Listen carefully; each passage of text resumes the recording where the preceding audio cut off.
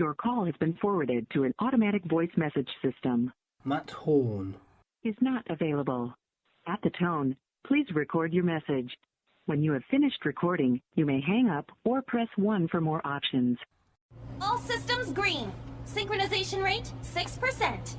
Now, cargo handling car. Forklift. Sortie!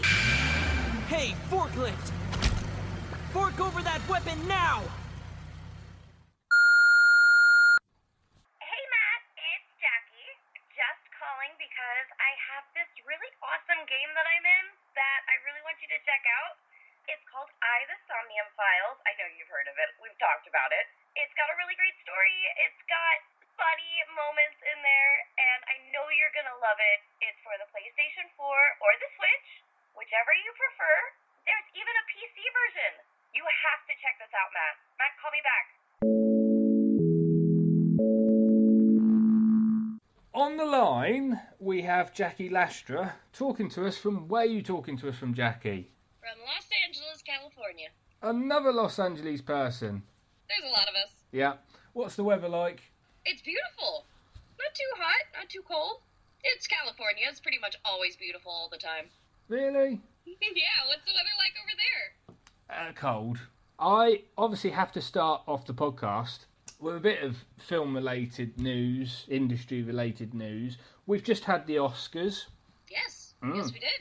Did you honestly think that a South Korean film was going to get Best Film? I didn't. I thought it was going to be Joker or 1917. I definitely thought it was going to be 1917. I'm thrilled that Parasite won, but did not see that coming. I don't think anyone did they? No. And the Best Film Award goes to 1917. Parasite. What? What a pleasant shock. I mean, at least Joaquin Phoenix got Best Actor. I think that was going to be obvious there, wasn't it? Oh, absolutely. Yeah. I would have been stunned if he didn't. Oh dear. Well, obviously, we're going to go on to gaming now. Isn't that nice, Jackie? I love gaming. So do I. And the reason why we've got you here, I can never pronounce the title of this game, so you're going to have to correct me. It's AI The Somnium Files. It's actually The Somnium Files. It's a play on a lot of words. I in Japanese is love. An eyeball has a very large part in that game. There is AI because there is artificial intelligence. There's layers, but it is actually pronounced I. Well, obviously I should point out to the listener, because I usually go with the AAA games. So it's nice and refreshing every now and again to go for the sort of the Japanese, English dubbed, kind of games, which obviously this one kind of is really, isn't it? It's very Japanese anime related. Very, very much heavily influenced. What's the general plot line, without giving too much away? Well, without giving too much away, it's basically a murder mystery.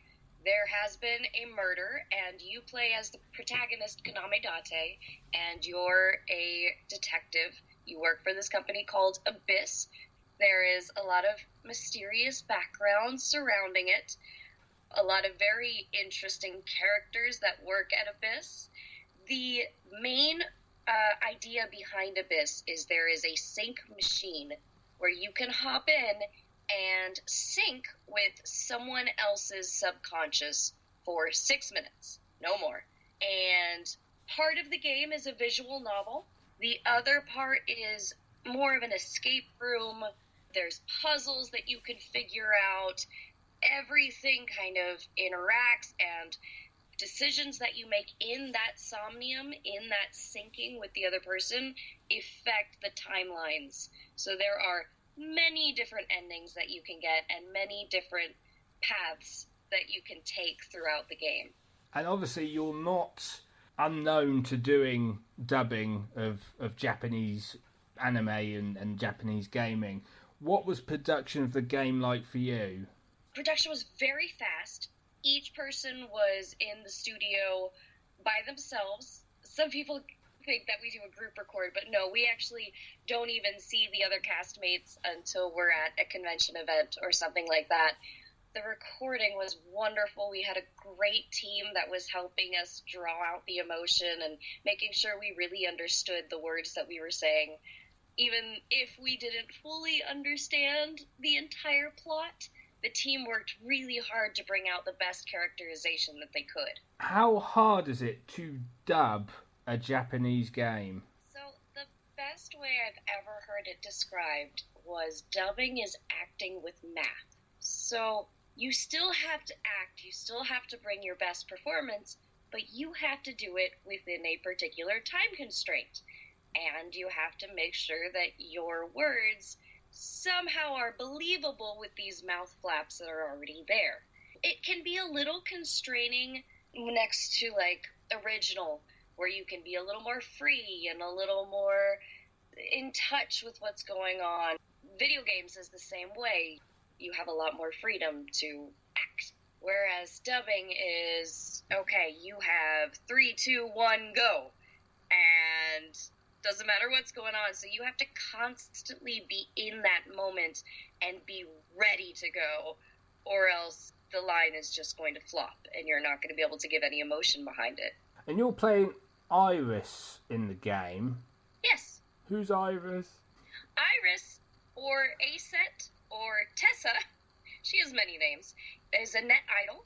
She sings and she dances, and she is just happy with life, and she is the best friend of the daughter of the victim in the first day. The first day, there is a victim, and this is her daughter's best friend. And that's kind of how I'm tied in at the beginning.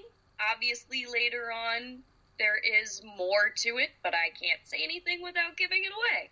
2018, you did a role in Death End Request called Iris. Yeah. Are they the same person? They are not.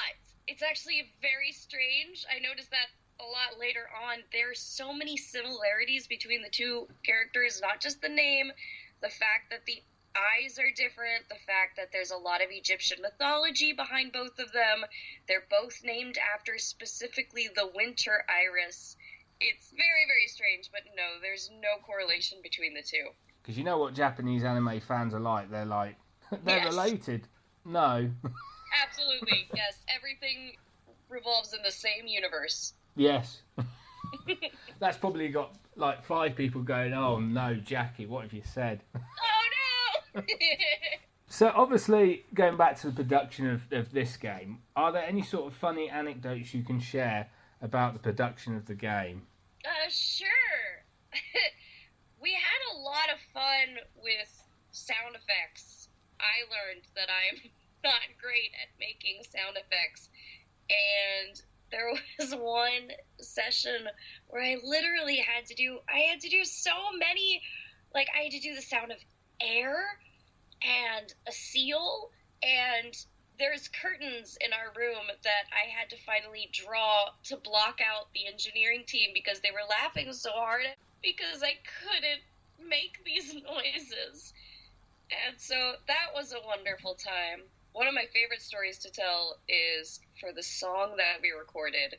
We recorded the entire song, and when I was recording it, I kept thinking, this sounds funny. This sounds odd. But I went with it because I get super in my head when it comes to singing, so I was just like, it just must be me. And then at the end, we realized that we had recorded the entire song in the wrong key. So somewhere out there is Invincible Rainbow Arrow in a lower key, somewhere in the universe. And tonight, Jackie, we have something for you. We do. We do? Yeah, we do. We might have said recording.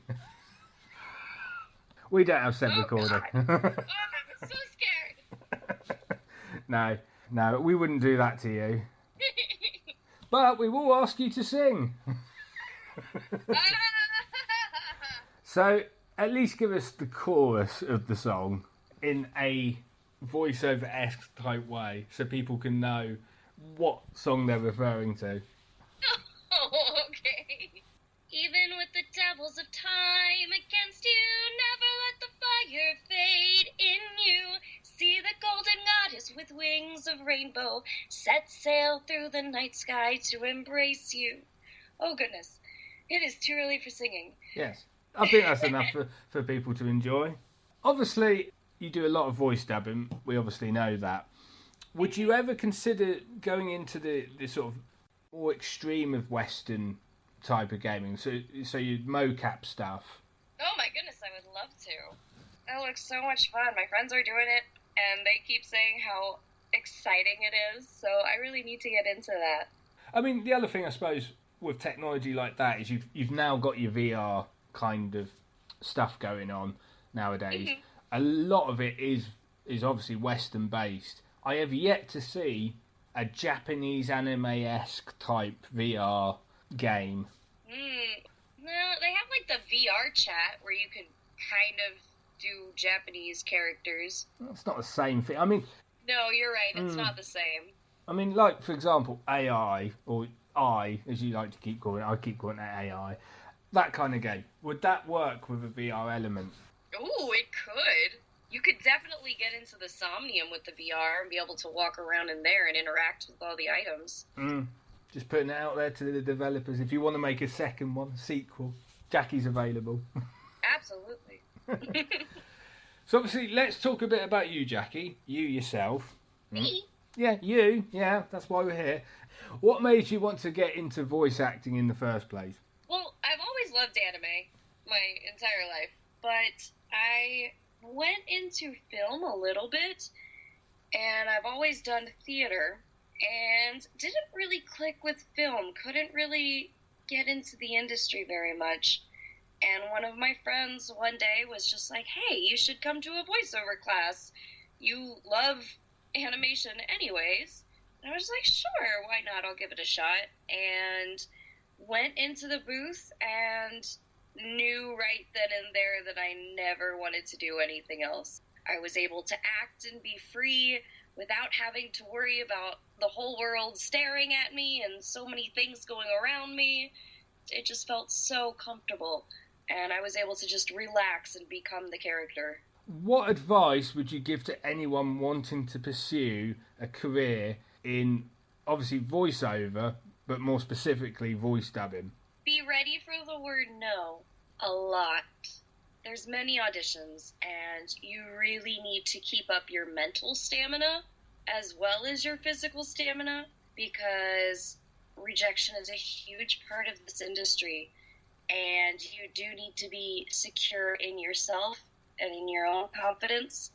And if you are sure that that is what you want to do, then absolutely go at it with your entire heart, because there are a lot of people that want to do this and a lot of people that are trying really hard, and you need to try harder and just be ready for that. But if that's what you want to do, then absolutely chase your dreams. Well, obviously, one of the interesting things of 2019 is I started going to cons. Yes! Good for you! So many good memories from cons, I will say that. And obviously, with cons, you have the people who do the cosplaying. Yes, they do cosplaying. They ask questions about if, you know, somebody from Japanese anime fought another person from Japanese anime, who would win? That's always a good one. I'm not gonna give an example from your career. I'm not that cheeky. And obviously you have the fan art. You must have been to conventions. Have you seen any interesting cosplay of your characters? All of my characters, yes. I've seen quite a few ASET or Iris cosplays the past couple times that I've gone to cons, and that's been mind-blowing and just incredible. I've loved seeing all the cosplays, and I get pinged on Twitter, you know, people cosplaying as my characters too, and it makes my day every single time. Because I love cosplaying, so I know what it takes to put an outfit together, and it's not easy, and if you have the time and dedication, then you must really love it. Have you done cosplays of yours? Yes, I have, actually. I've done quite a few. I have been going to cons since I was 15, so it's a huge part of my life, and yes, I love cosplaying, although I'm not great at it, and every time that I get a character that I can put an outfit together for, I do, because I love it.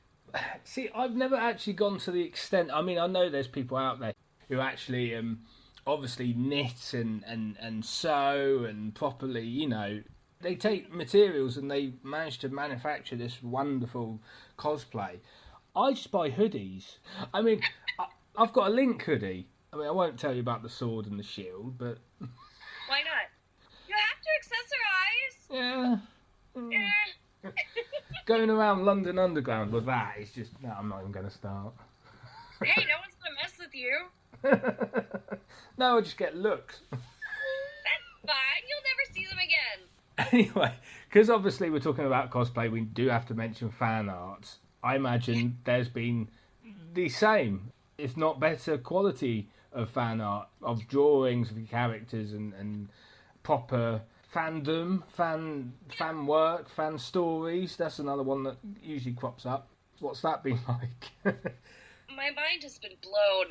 There have been so many pieces, and they're incredible. I'm not a great artist by any stretch of the imagination. So when these people submit these works of art that are just, oh my goodness, they're gorgeous. And there's so much time and love that they put into it. And you know that they know so much about the character and, you know, their heart is with the character. And it just brightens my day every time I see a piece. And I've saved every piece. And anything that anybody gives me at conventions, because people will sometimes bring their art or stickers or gifts to conventions, it's been wonderful, and I've loved seeing every single piece. I mean, I have seen your office. I should point out to them, I have seen your office. Obviously, there are a lot of posters for the game there, which I noticed. I think I saw a couple of statues as well. Was that fan art? No, those actually came with the game. If you got the special edition, you got a statue, and in the American release, you only got the A-set statue. In the Japanese release, you got a different A-set and Aiba statue. And at the last convention I was at, we had, Karina, who plays Mizuki, and we had this one fan that brought us each a set of these stands that you could only get in Japan. I have no idea how he got these. So now I have the complete set, and, oh, they're just beautiful. I love them. I mean, that's another thing that the gaming companies are doing, and quite rightly too, is obviously you get the game, naturally you get the game, but then you also get these wonderful books of conception art, and then you get obviously the statues. There's probably a Link statue out there, which I don't have. Oh, how dare you! I tell you what I do have, actually. I'm willing to share this because I thought it was only about, in your case, about $15, right? It's a Zelda-esque, kind of like a Filofax, basically, which you can put your Switch in, and it's made of leather. Awesome! It's got the crest, and it's got, everything on it. I'm going to have to send you the picture of me as Link. You should. Oh, yes, absolutely. After I've done the interview. Obviously, you've done a number of different roles. Are there any roles that you haven't done yet that you would like to do? Yes, I want to be a magical girl. That is my goal. Yes, I want a transformation sequence. I want really cheesy sayings. That will just be everything. So when you say magical girl, are you turning into, something like Frozen or... Oh, yeah, like the cute little skirts and the sailor outfits. Sailor Moon's my favorite, so I think one day, if I were a magical girl, that would just make everything very complete. You don't want to change into an animal or nothing like that? I mean, if that happens along the way, sure. But I'd prefer to stay a human, I suppose. Well, the other thing I suppose I do want to mention, because there seems to be a lot of it, and you can't stop it, I don't think, is the fact that obviously you have Japanese properties. I mean, one of the best examples I can think of is Death Note, which is obviously a Japanese property. Then they made a Japanese live-action film series, which was, I thought, very good. And then they transported it across to the Americans. They said to the Americans, can you make something really good out of this property? And they said, yes. There were bits of it I liked, but the predominant thing was it wasn't Death Note at all. Right, it kept none of the things that made Death Note Death Note. Yeah. The characterization of Light was completely different. But my question here is, obviously, with Japanese properties, Akira is the biggest one that I can think of with Leonardo DiCaprio. And I say that with a... yeah. What are your thoughts on these Japanese properties being turned into, obviously, American film adaptations or TV series? I feel that it could be done right if we honor the original, because there are so many times that they bring it over to the West and they just try to put their own weird spin on it, and I'm sorry, they mess it up every time. I don't know that I've seen one that I truly liked. Look at Avatar, look at Dragon Ball. Every time they do it, it just flops because they're not holding true to the original. And if it was so wonderful, why would you change it? You can take your artistic liberties, absolutely, but to completely change, we're talking in Death Note, to completely change Light, his best character was that he felt himself as a god, and that's why he was so powerful. But you missed all of that when you brought it over to the West. I'm going to suggest something to you, and you're going to go, no, stop right there. Oh, no. If they turned around and said to you, we're thinking of doing a American adaptation of Grand Blue Fantasy, what would you say? You know what? I'd do it. Would you? I'd do it.